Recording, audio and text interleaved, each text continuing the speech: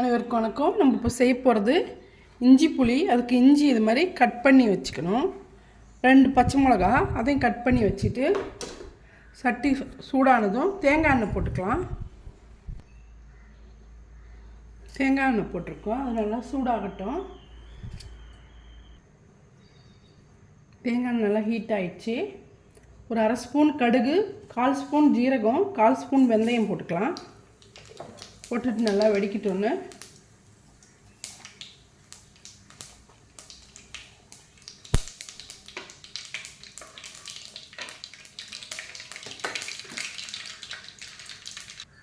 கடுகு வெடிச்சிருச்சு. ஒரு 2 பிஞ்ச் அளவுக்கு பெருங்காயம் போட்டுக்கலாம். பெருங்காயம் நல்லா பொரிஞ்சதுக்கப்புறம் இஞ்சி நல்லா பொடியாக கட் பண்ண இஞ்சி, பச்சை மிளகாய் ரெண்டுமே போட்டுட்டு நல்லா வதக்கணும். இஞ்சி நல்லா எண்ணெயில் பொரிஞ்சிடணும்.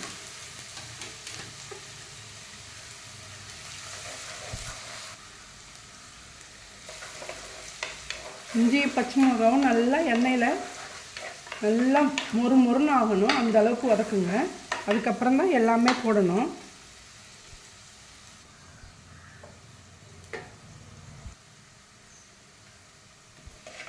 பாருங்க, நல்லா இது மாதிரி கிண்டி விட்டுகிட்டே இருக்கணும்.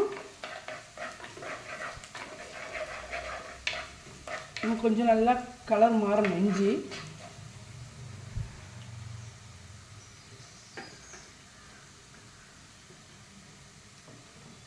ஓணம் ரெசிபியில் இது ஒரு டிஷ்ஷு.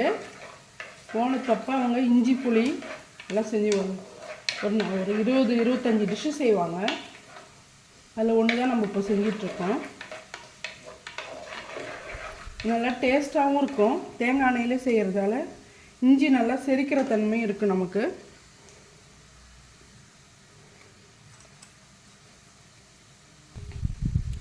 இதில் ஒரு 2 கொத்து கருவேப்பிலை போட்டுக்கலாம்.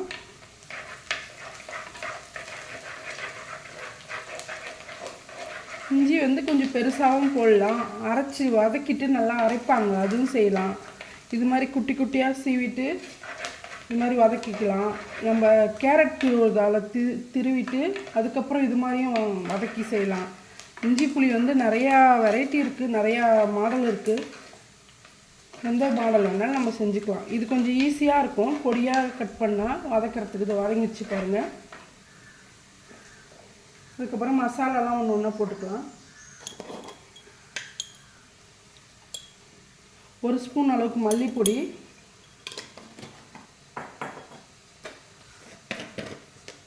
மிளகாத்தூள், மஞ்சத்தூள் போட்டுக்கலாம். மிளகாத்தூள் ஒரு 1.5 ஸ்பூன் அளவுக்கு போட்டுக்கலாம். இதில் உப்பு போட்டுக்கலாம். புளி நல்லா லெமன் சைஸ் அளவுக்கு நான் ஊற வச்சுருக்கேன். அதை கரைச்சி இதில் போட்டுக்கலாம். நல்லா வதங்கட்டும். இதில் கொஞ்சம் மஞ்சள் பொடி போடணும்.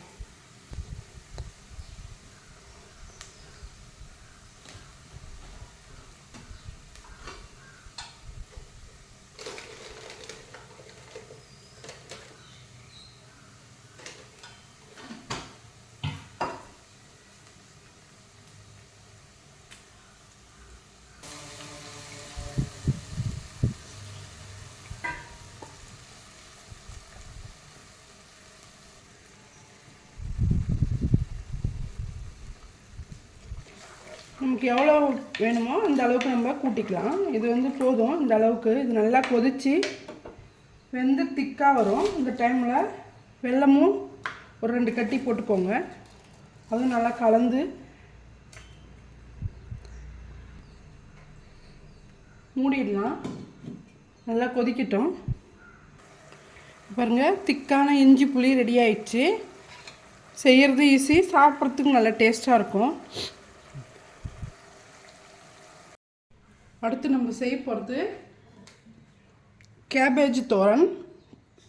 கோஸை நல்லா கட் பண்ணிவிட்டு பொடியாக கொஞ்சமாக உப்பு மஞ்சள் பொடி போட்டு பிசைஞ்சிட்டு புழிஞ்சிட்டா இது மாதிரி உதிரியாக வரும். இங்கே பாருங்கள், இது மாதிரி பொலன்னு வரும். இதை எடுத்துகிட்டு இப்போ நம்ம தோரன் பண்ணலாம். தோரனுக்கு ஜீரகம், பச்சை மிளகாய், தேங்காவை சும்மா க்ரஷ் பண்ணி எடுத்துகிட்டு வரேன். தேங்காய் எண்ணெய் போட்டிருக்கேன். ஜீரகம் போட்டுக்கலாம், கடுகு ஜீரகம்.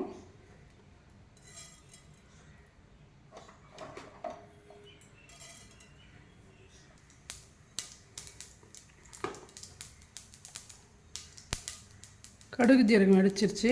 ஒரே ஒரு காஞ்ச மிளகா போட்டு இந்த கோஸ் அதிலே போட்டுடலாம். போட்டுட்டு நல்லா கொஞ்சம் வதக்கணும். இது கருவேப்பிலை கொஞ்சம் போட்டுக்கோங்க. போட்டுட்டு கொஞ்ச நேரம் மூடி வைங்க. வெந்துட்டு இருக்கட்டும். உப்பு மஞ்சள் பொடி போட்டு பிசைஞ்சதாலும் நம்ம உப்பு போட தேவையில்லை. வெந்துட்டுருக்கட்டும்.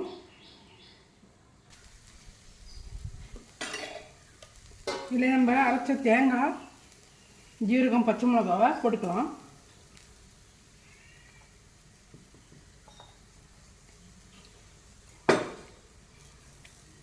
போட்டுட்டு இப்படி மூடிடுங்க. மூடிட்டு திரும்பவும் நம்ம மூடி போட்டுடலாம். பாருங்க, கேபேஜ் தோரன் ரெடி ஆயிடுச்சு. இந்த வீடியோ பிடிச்சிருந்தா லைக் பண்ணுங்கள், ஷேர் பண்ணுங்கள், கமெண்ட் பண்ணுங்கள், சப்ஸ்கிரைப் பண்ண மறக்காதீங்க. நன்றி.